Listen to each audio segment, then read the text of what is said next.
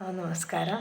ഇനി ഹനുമാൻ ചാലീസയുടെ 4, 5, 6 ഈ 3 വരികളെ പറ്റിയാണ് ഞാനിവിടെ പറയാൻ പോകുന്നത്.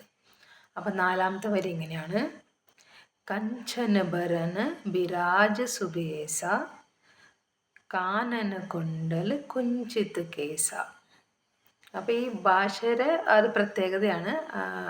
ഒരു ഇത്തിരി എന്താ പറയുക, അശുദ്ധി പോലത്തെ ഹിന്ദിയാണ് ഇതിൽ പറയുന്നത്. ഓക്കെ. കഞ്ചന ഭരന, കഞ്ചൻ എന്ന് വെച്ചാൽ സ്വർണം, ഭരണ് ആക്ച്വലി വർണ്ണൻ എന്നാണ് പറയുന്നത്. വർണ്ണന് വേണ്ടിയിട്ടാണ് ഇവിടെ ഭരണ്. ഞാൻ പറഞ്ഞല്ലോ, വാക്ക് പേരെല്ലാം ബാണ് ഉപയോഗിക്കുന്നത്. അപ്പം കഞ്ചന ഭരണ്, അപ്പം സ്വർണത്തിൻ്റെ നിറം ഉള്ളവനാണ്. ബിരാജ്, ബിരാജ് എന്ന് വെച്ചാൽ ഇരിക്കുക. വിരാജ് ഹിന്ദിയിൽ വിരാജ് എന്നാണ് പറയുക. അതിനവിടെ പറഞ്ഞിരിക്കുന്നത് ബിരാജ്. ബിരാജ് എന്ന് വെച്ചാൽ ഇരിക്കുന്നവൻ. സുബേസ, വേഷം, നല്ല വേഷമുള്ള. വേഷം എന്ന് വെച്ചാൽ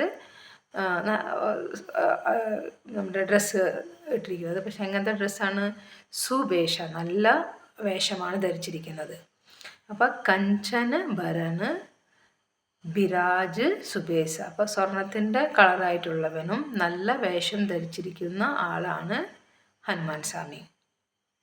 പിന്നെ എന്താണ് ഹനുമാൻ സ്വാമിക്കുള്ളത്? കാനന്, കാനൻ എന്ന് വെച്ചാൽ കാതിൽ. കാതിൽ എന്തുണ്ട്? കുണ്ടലമുണ്ട്. കാനന കുണ്ടല് കുഞ്ചിത്ത് കേസ, അപ്പം കാതിൽ കുണ്ടലം ഇട്ടിട്ടുണ്ട്. അതുപോലെ അങ്ങനെ മുടി എങ്ങനത്തെയാണ്? ചുളിഞ്ഞ, കുഞ്ചിത്ത് കേശ. കുഞ്ചിത്ത് എന്ന് വെച്ചാൽ ചുളിഞ്ഞ, കേശ എന്ന് വെച്ചാൽ മുടി. അപ്പം ചുളിഞ്ഞ മുടിയുള്ളതും കൂടി ആണ്. അതാണ് 4ാമത്തെ ലൈനിൽ ഹനുമാൻ സ്വാമിനെ വർണ്ണിച്ചിരിക്കുന്നത്. സ്വർണത്തിൻ്റെ കളറാണ് ഹനുമാൻ സ്വാമിക്ക്. നല്ല ഡ്രസ്സ് ഇട്ടിട്ടുണ്ട്, നല്ല ഭംഗിയുള്ള ഡ്രസ്സോട് ധരിച്ചിട്ടുള്ള ഒരാളാണ്. അതുപോലെ തന്നെ കാതിൽ കുണ്ടലം ഇട്ടിട്ടുണ്ട്. മുടി നല്ല ചുളിഞ്ഞ മുടിയാണ്.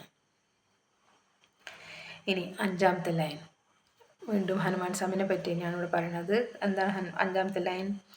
ഹാത്ത് വജ്ര ഓർ ധ്വജാ വിരാജേ. ഹാത്ത് വജ്ര, ഹാത്ത് എന്ന് വെച്ചാൽ കൈ. വജ്ര, ഇവിടെ വജ്രത്തിനെയാണ് വജ്ര എന്ന് പറഞ്ഞിരിക്കുന്നത്. അപ്പം കയ്യിൽ വജ്രായുധമുണ്ട്. വജ്ര, കയ്യിൽ വജ്രായുധമുണ്ട്. ഓർ ധ്വജ, ധ്വജ എന്ന് വെച്ചാൽ, ഓർ എന്ന് വെച്ചാൽ പിന്നെ, ധ്വജ, ധ്വജ എന്ന് വെച്ചാൽ കൊടി. കൊടി വിരാജ്, അതും കയ്യിലുണ്ട്. ചിലർ പറയും കൊടിമേൽ ഹനുമാൻ ഇരിക്കുന്നുണ്ടെന്ന്. നമ്മുടെ മിക്ക ഹിന്ദു ടെമ്പിളിൽ ഒരു കൊടി ഉണ്ടാവുമല്ലോ, ഒരു ഓറഞ്ച് കളറിലെ കൊടി. ആ കൊടിയിൽ ഹനുമാൻ സ്വാമി എപ്പോഴും ഉണ്ടെന്നാണ് വിശ്വാസം.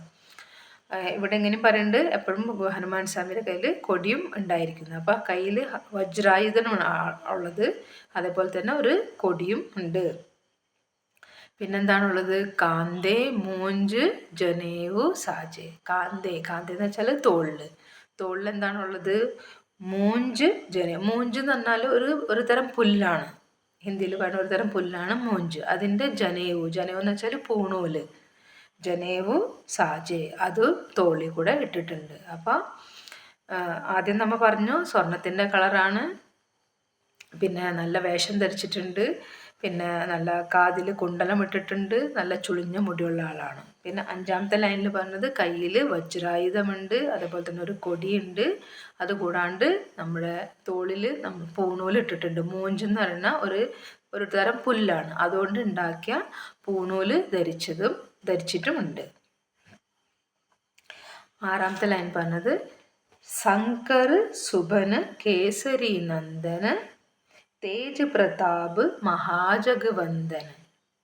ഇവിടെ ശങ്കർ, ശങ്കർ എന്ന് ഉദ്ദേശിച്ചത് ശങ്കർ. ശങ്കർ എന്ന് വെച്ചാൽ ആരാണ്? ശിവഭഗവാൻ. ശങ്കർ സുബൻ, സുബൻ ഇവിടെ ചിലർ പറയും സ്വയം എന്നും പറയുന്നുണ്ട്. അപ്പം അങ്ങ് ശിവഭഗവാന്റെ തന്നെ അവതാരമാണ് ശങ്കർ സുബന്. പിന്നെ കേസരി നന്ദൻ, കേസരി എന്ന് ഉദ്ദേശിച്ചത് അഞ്ജനി അമ്മയുടെ പേര് പറയല, അഞ്ജനി, അഞ്ജനിയുടെ ഭർത്താവിൻ്റെ പേരാണ് കേസരി.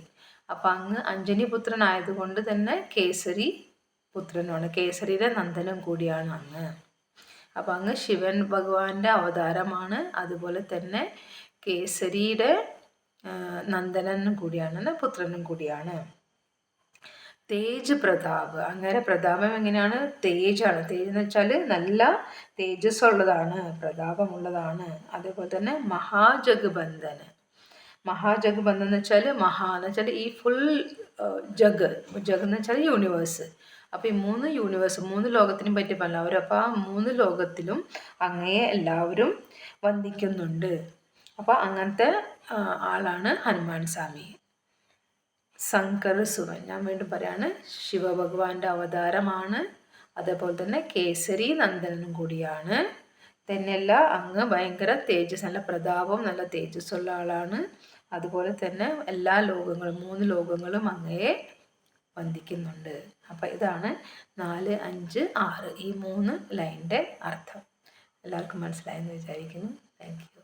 ഇനി അടുത്ത 3 ലൈൻ പറയാം.